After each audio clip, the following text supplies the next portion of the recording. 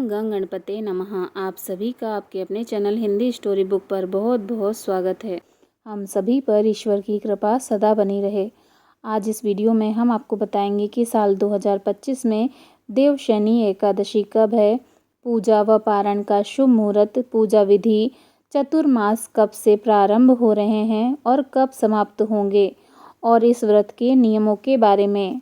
सनातन धर्म में एकादशी तिथि को अत्यंत ही पवित्र और पुण्यदायी माना गया है। प्रत्येक एकादशी भगवान श्री हरि विष्णु जी को समर्पित होती है, लेकिन आषाढ़ मास के शुक्ल पक्ष की एकादशी, जिसे देवशयनी एकादशी कहा जाता है, का विशेष महत्व है। इस दिन भक्तजन व्रत रखते हैं, भगवान श्री हरि विष्णु जी का विधिवत पूजन करते हैं और दान पुण्य का कार्य करते हैं। यह तिथि भगवान श्री हरि विष्णु जी की योग निद्रा की शुरुआत का प्रतीक मानी जाती है। धार्मिक मान्यता के अनुसार देवशयनी एकादशी से चातुर्मास की शुरुआत होती है, जो 4 महीनों तक चलता है। इस दौरान भगवान श्री हरि विष्णु विश्राम करते हैं और सृष्टि का संचालन भगवान शिव जी के द्वारा होता है। चातुर्मास में विवाह, गृह प्रवेश जैसे मांगलिक कार्य वर्जित माने जाते हैं। यह समय आत्मसंयम, साधना, उपवास और भक्ति के लिए उत्तम माना गया है। आइए जानते हैं साल 2025 में देवशयनी एकादशी का व्रत कब रखा जाएगा, पूजा व पारण का शुभ मुहूर्त, चतुर्मास कब से कब तक है, पूजा विधि और इस व्रत के नियमों के बारे में। साल 2025 में देवशयनी एकादशी का व्रत 6 जुलाई दिन रविवार को रखा जाएगा। एकादशी तिथि प्रारंभ होगी 5 जुलाई सायकाल 6:58 पर। एकादशी तिथि समाप्त होगी 6 जुलाई रात्रि 9:14 पर। पारण का शुभ मुहूर्त है 7 जुलाई प्रातःकाल 5:29 से प्रातःकाल 8:16 तक।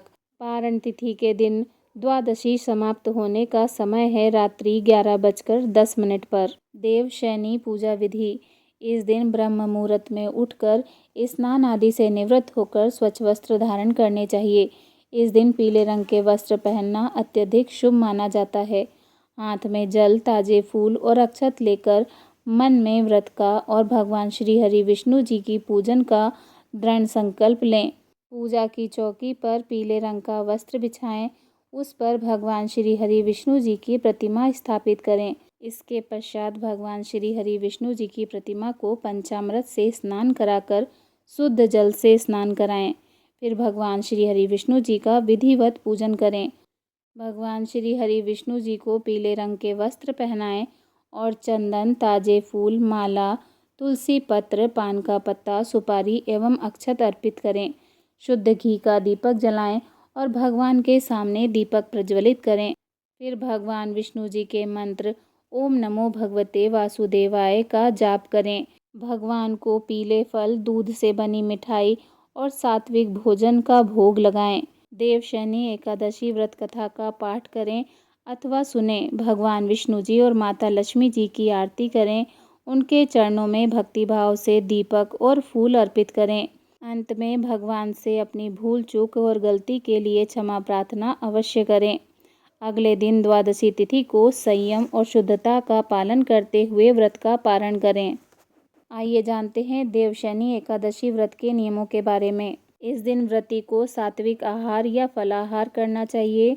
भगवान श्री हरि विष्णु जी की कथा पढ़ना अथवा सुनना चाहिए। विष्णु सहस्त्र नाम या ओम नमो भगवते वासुदेवाय मंत्र का जाप करना चाहिए। जरूरतमंदों को अन्न, वस्त्र, जल और अन्य चीज़ों का दान करना चाहिए। इस दिन संयम का पालन करना चाहिए। मन, वाणी और कर्म को शुद्ध रखना चाहिए। इस दिन ब्रह्मचर्य का पूर्ण रूप से पालन करना चाहिए। इस दिन प्याज, लहसुन, मांस, मदिरा और मसालेदार तामसिक चीज़ों से दूर रहना चाहिए। इस दिन झूठ बोलने, चुगली करने और किसी पर क्रोध करने से बचना चाहिए।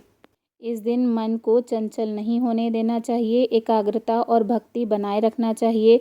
इस दिन विवाह, सगाई या अन्य मांगलिक कार्य नहीं करने चाहिए। अगर आप सभी को यह जानकारी पसंद आई हो तो प्लीज़ मेरी वीडियो को लाइक करें, शेयर करें और मेरे चैनल को सब्सक्राइब करें। धन्यवाद। ओम नमो भगवते वासुदेवाय नमः।